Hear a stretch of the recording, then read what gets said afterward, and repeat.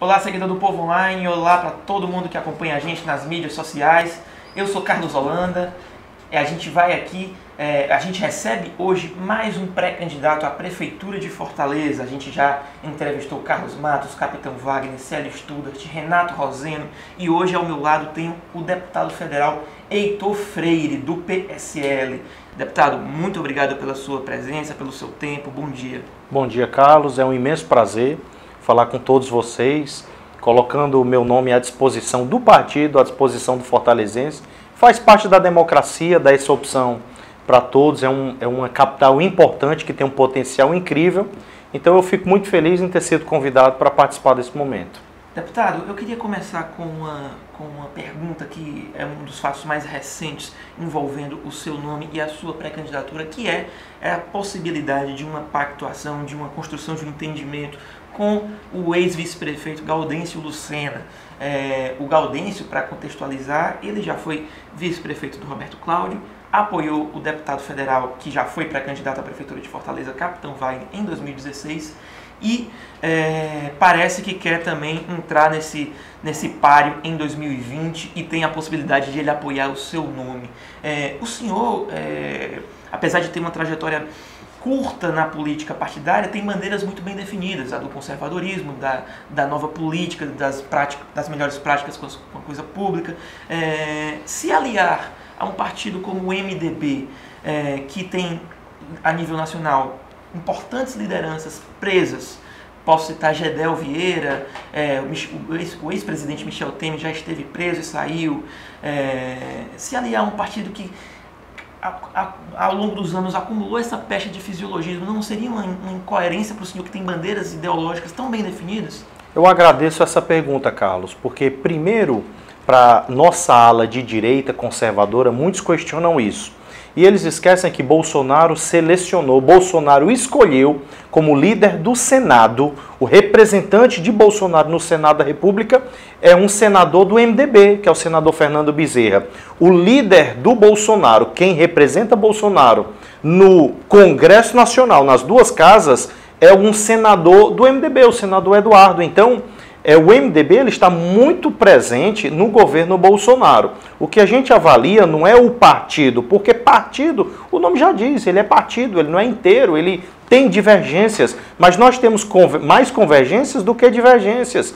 Gaudêncio Lucena, ele foi vice-prefeito de Roberto Cláudio, ele rompeu com os Ferreira Gomes, foi seu vice-prefeito do Capitão Wagner. Se você olhar a trajetória de Gaudêncio, ele é um homem íntegro, de reputação ilibada, ele é um empresário bem-sucedido, ele é uma pessoa que defende claras bandeiras, é um apoiador de Bolsonaro. A minha proximidade com Gaudêncio veio naquele primeiro e segundo turno, quando ele começou publicamente defendendo Jair Bolsonaro, e hoje ele é uma pessoa que tem a minha admiração.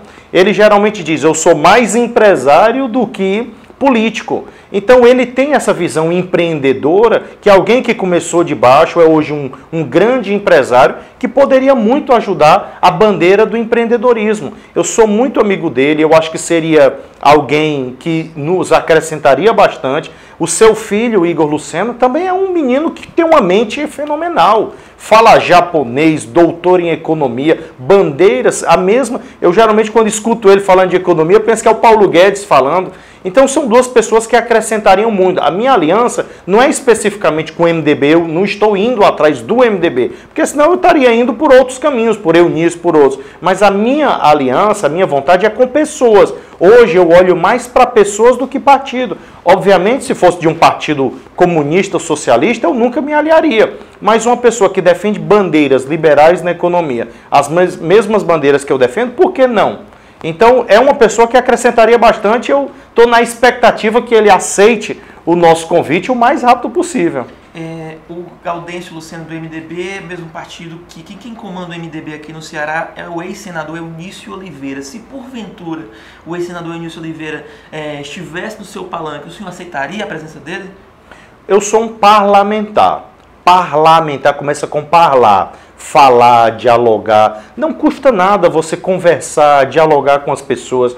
Hoje eu tenho dito, Carlos, que É uma fala de guerra que diz: inimigo do meu inimigo é meu amigo. Hoje existe uma oligarquia aqui no Ceará, que nós sabemos que a oligarquia é essa, é o Grupo Ferreira Gomes, que domina praticamente tudo, que domina as cidades, que domina as prefeituras, que domina o Estado, a Assembleia Legislativa, a maioria dos deputados federais, senadores. E se eu conseguir ter essa força para vencer, quebrar essa oligarquia, por que não aceitar? Então, obviamente, vou continuar defendendo sempre as minhas bandeiras de direita, conservadora, mas se há alguém para subir, para somar, vencer essa oligarquia, vamos somar. Entendi. Como é que o senhor está projetando esse cenário de 2020? Diferentemente do que aconteceu em 2018, que a gente teve ali uma eleição que com o candidato à reeleição, Camilo Santana, com a larga vantagem à frente do general Teófilo, para 2020 projeta-se um cenário mais quente, mais acirrado, acalorado. O senhor também tem essa impressão de que será assim? O que é que 2020 está reservando aí nesse processo eleitoral? Uma coisa que eu percebo, Carlos, é o amadurecimento do eleitor. O eleitor, ele hoje não está tão desinformado como em alguns anos anteriores. Hoje, por conta das mídias sociais, por conta desse contato direto, político, candidato, eleitor, isso melhorou a qualidade, a consciência do nosso eleitor. Então, eu acho que 2020 vai ter uma repercussão, vai ter muitas novidades, vai chocar bastante, vai quebrar tradições de oligarquias, não somente em Fortaleza, mas em todo o estado, em todo o Nordeste. Eu acredito nisso. 2018 já foi uma grande resposta. Eu não sou um político tradicional. Eu não sou alguém que vem de um carreirismo político e também não quero defender esse profissionalismo, esse carreirismo político. Então, essas eleições de 2020 vão ter boas surpresas. Eu acho que o fato que mais marca é o amadurecimento, a consciência do eleitor. Algumas pesquisas que já aparecem colocam o seu colega de Câmara dos Deputados, Capitão Wagner, na dianteira. Esse suposto favoritismo do Capitão Wagner nesse campo que está mais à direita e também de oposição à família Ferreira Gomes e que governa atualmente a capital e o estado. Como é que o senhor vê isso? O senhor que já esteve próximo ali de construir um entendimento com o Capitão Wagner, como é que o senhor observa esse campo mais à direita e de oposição? Dá para crescer com esse suposto favoritismo do Capitão Wagner?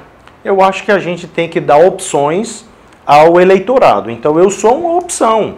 Obviamente eu defendo bandeiras conservadoras e de direita muito mais claras do que o Capitão Wagner. Eu gosto dele, eu geralmente digo que é um amigo, que é uma pessoa que ganhou o meu respeito. Agora, você olhar pesquisas quantitativas nesse momento não valem nada, me desculpa a sinceridade, porque tudo muda. Na política, muda do dia para a noite, muda a pesquisa, muda um candidato, muda o entendimento da população. Eu estou começando a lançar essa pré-candidatura agora. Então o eleitorado de Fortaleza, quando eu vi a última pesquisa, eu com 1,5%, mas eu disse naquela época, eu digo, nem candidato eu sou, não tenho nem intenção nesse momento. Então as coisas vão começar a esquentar a partir de agora. A oposição também não lançou o nome deles. Dependendo de quem seja a oposição, a gente vai trabalhar com foco maior para mostrar, para expor aquele candidato da oposição, a sua estratégia, a linha política que ele vai seguir. Então, nesse momento, está tudo indefinido. Então, o único nome lançado até agora era o do Capitão Wagner. Então, era normal ele estar nesse pico que ele está. Mas eu acho que ele chegou num teto. Então, o fortalezense, ele tem agora que analisar, aos poucos vai analisando quem são os seus candidatos. Eu defendo uma bandeira muito clara, não somente de direita conservadora, que vem alinhada com o empreendedorismo, que vem alinhada com a desburocratização, que vem alinhada com a redução do Estado, com a redução da máquina pública. Eu venho do setor privado, então eu já trabalho com resultados, com eficiência, com eficácia, gestão. Então é trazer esses princípios para a vida pública. Mais uma pergunta de política para a gente depois falar sobre Fortaleza. Qual é a força que o PSL era um partido, para situar quem está nos assistindo, o PSL era um partido muito pequeno antes de o presidente Jair Bolsonaro se filiar à legenda.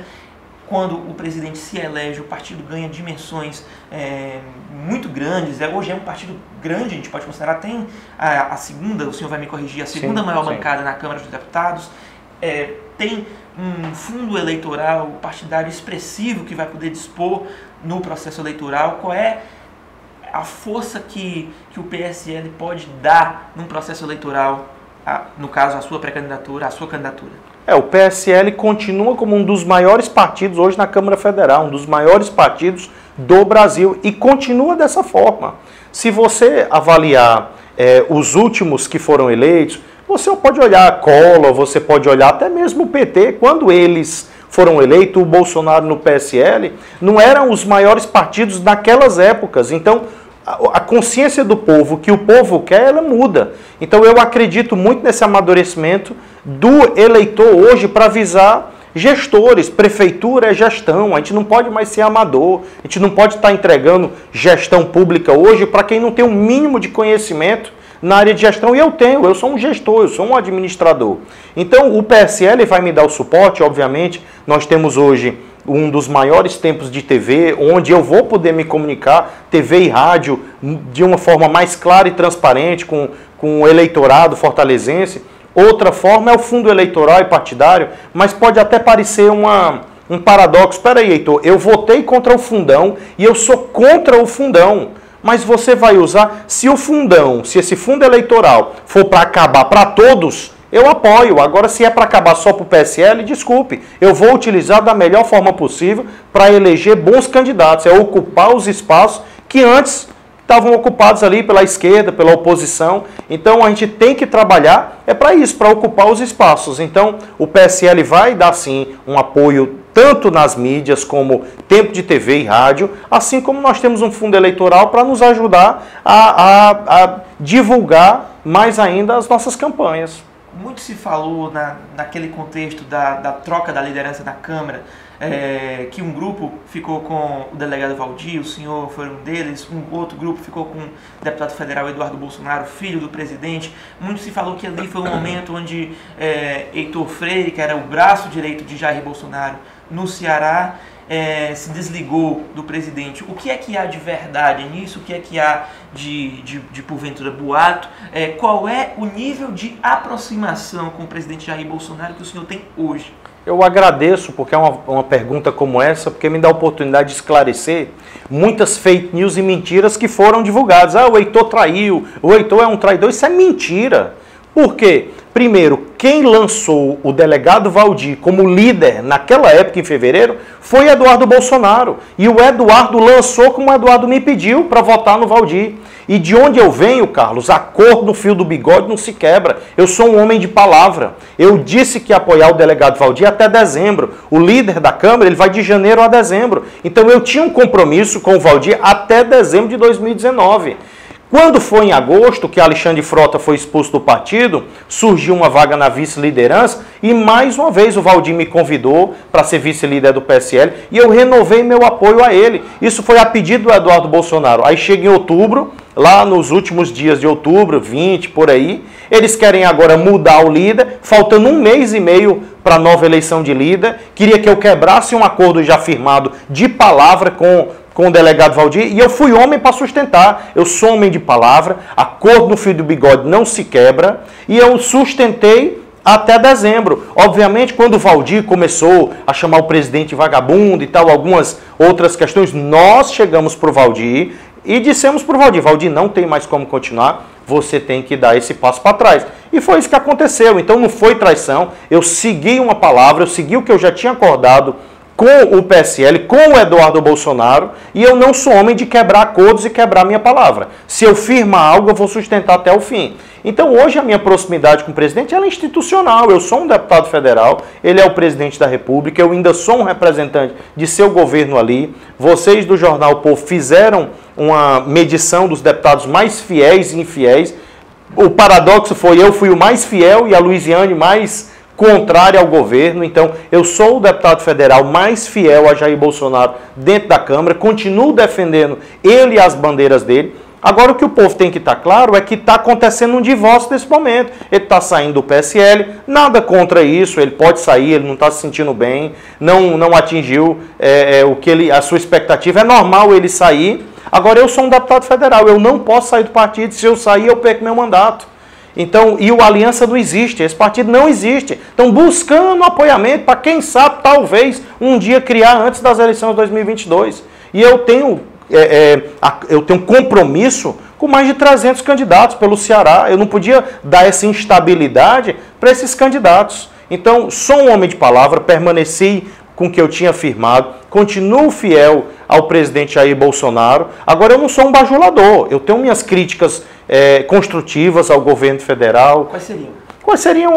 Uma delas é uma política clara quanto ao Nordeste. Eu disse isso para os ministros que representam, eu disse isso para o líder do governo, que eles precisam ser claros quanto à política pública do Nordeste. Não queira comparar Nordeste com o resto do Brasil. Aqui nós temos um semiárido, uma seca muito grande, que precisa de uma política clara para a gente resolver a seca. Nós temos um déficit habitacional muito grande, não é só da Casa Minha Vida, mas um programa claro para reduzir o déficit. Nós temos casas de taipa, habitação rural, que hoje crescem barbeiros, crianças morrem, crescem doentes. A gente tem que tratar, nós temos que ter uma política clara para o Nordeste. Isso eu não vejo, mas isso é uma crítica construtiva para que o governo pare e pense. Eu até no início, Carlos, eu sugeri que fosse criada uma Secretaria do Nordeste, um Ministério do Nordeste. Não é para ter cargos, não é inchando o Estado, é para tratar questões específicas da nossa região. O emprego aqui não tem, o salário aqui é pouco, a saúde aqui é uma das piores, é a pior do Brasil. Então, são políticas específicas para uma determinada região do país. Então eu não vejo essa clareza no governo federal e eu fico insistindo nisso. Vocês têm que ser claros quanto à política do Nordeste. Eu viajo o sertão, Carlos, e o povo chega e pergunta, Heitor, e quanta água? Cadê aquele de Israel? E eu fico sem palavras. O máximo que eu posso fazer com minhas emendas e vir a Poços, mas está faltando e eu espero que o governo federal recupere. Então, está aí um exemplo de uma crítica construtiva. Não estou falando mal, nada pessoal, continuo apoiando o governo federal, mas tem coisas que estão desorientadas. Vamos sair um pouco aqui do assunto e falar um pouco de Fortaleza. O Heitor Freire, prefeito, o que é que ele fará de diferente? Quais são os principais defeitos da atual administração municipal do prefeito Roberto Cláudio? O que é que o senhor pode fazer para mudar o quadro da capital? O prefeito Roberto Cláudio, ele de fato avançou em muitas questões, como obras, infraestrutura. Eu até às vezes penso que o prefeito é um engenheiro, porque tem tanto cimento, tem tanta obra na cidade, que eu penso que ele é um engenheiro. Mas algumas áreas faltaram, falta arquitetura e urbanismo. Nenhum fortalezense hoje pode dizer que se sente bem em Fortaleza, porque você não vê mais áreas verdes, você não vê áreas planejadas, é muito cimento, muita obra grande. Ok, eu concordo que essa mobilidade humana tinha que acontecer. Agora, tinha de ser trabalhado em parelho, em acordo com arquitetos, com urbanistas. E falta essa questão do sentir bem, do sentimento do fortalezense. A cidade está ficando muito amutuada com cimento e está faltando sim um pouco dessa área de urbanismo, de arquitetura. Então, eu vejo isso aí como uma falha. Outra coisa é a questão da saúde. Hoje em Fortaleza, os dados são que quase 90% da população de Fortaleza depende de saúde pública, ou seja, não tem plano de saúde privado. Isso é um número preocupante, porque quase 90% depende de saúde pública. Não existe saúde em Fortaleza. Foram criados postos de saúde? Foram sim, o prefeito criou o prédio, mas está faltando médicos, está faltando médicos especializados, remédios, está faltando máquinas de tomografia. Então, assim, se tem dinheiro para fazer uma obra tão grande como a da Beira-Mar, por que não tem dinheiro para cuidar de algo tão básico? Outra coisa é saneamento básico. A periferia ainda, você anda andando em esgoto. Na frente das casas tem esgoto, então isso influencia na questão da saúde pública. Então são áreas que eu vejo que nós temos como melhorar e Fortaleza precisa nesse momento de um gestor. Eu sou um gestor, eu sou um administrador. Eu tenho como fazer minha contribuição. Tenho uma formação internacional, morei mais de uma década fora do Brasil, conheci países, cidades de primeiro mundo que deram certo e eu tenho como aplicar esses princípios aqui em Fortaleza. O senhor desenhou aí um cenário na capital que pontuou aí alguns gargalos, alguns tópicos que se mostram no momento adversos, né, passíveis de crítica. o senhor se elegendo, ou quem se eleger, sentando na cadeira de prefeito em 2021, dá para reverter esse quadro que o senhor desenhou em quanto tempo? O eleitor pode esperar respostas em quanto tempo? Eu acho que nós precisamos dos 4 anos. Existem medidas que têm que ser feitas, que vão ter resultados depois de 4 anos. São medidas de longo termo. Por exemplo, o município de Fortaleza tem um inchaço nas contas públicas muito grande. Uma grande parte do orçamento de Fortaleza está para pagamento da folha. Ou seja, a máquina ela está muito inchada. Então ela tem que ser feita a sua redução de forma consciente. Agora eu não posso chegar e reduzir logo, vamos cortar logo, porque o cidadão ele pode ter um reflexo muito imediato, a falta de um determinado serviço. E para isso nós vamos precisar do mandato de 4 anos para resolver esses problemas. Outras questões a gente pode resolver de imediato, como a saúde, dar uma atenção maior, um orçamento maior para a saúde, reduzindo esses gastos de mobilidade e infraestrutura e direcionando a saúde. Então, algumas nós vamos trabalhar para resolver de imediato, é como eu geralmente brinco. Brinco usando analogia verdadeira. Você vê um pobre, muitas vezes, um coitado miserável, que está ali debaixo de um viaduto. Não é chegar para ele, peraí que eu vou lhe botar dentro de uma sala de aula, ele está com fome. Ele está sujo, ele precisa de um banho, ele precisa comer. É uma ação imediata. Para depois que ele tiver com o bucho cheio, tiver banhado com sua dignidade, a gente colocar ele dentro de uma sala de aula para poder dar um ensino técnico para ele caminhar. Então, Fortaleza, eu vou tratar da mesma forma. Tem ações que vão ser de imediata, assim como algumas ações vão ser para longo termo. A gente já está se encaminhando para o fim. Eu queria que o senhor se demorasse respondesse isso brevemente. Qual vai ser o Heitor Freire na campanha? Como é que o senhor vai? Qual vai ser a postura dessa candidatura? O senhor vai bater na família Ferreira Gomes? Vai criticar o capitão Wagner? Que Heitor Freire teremos? Como a gente está se encaminhando para o fim, o senhor pode dar esse mapa resumidamente? Eu vou ser o Heitor que eu sempre fui.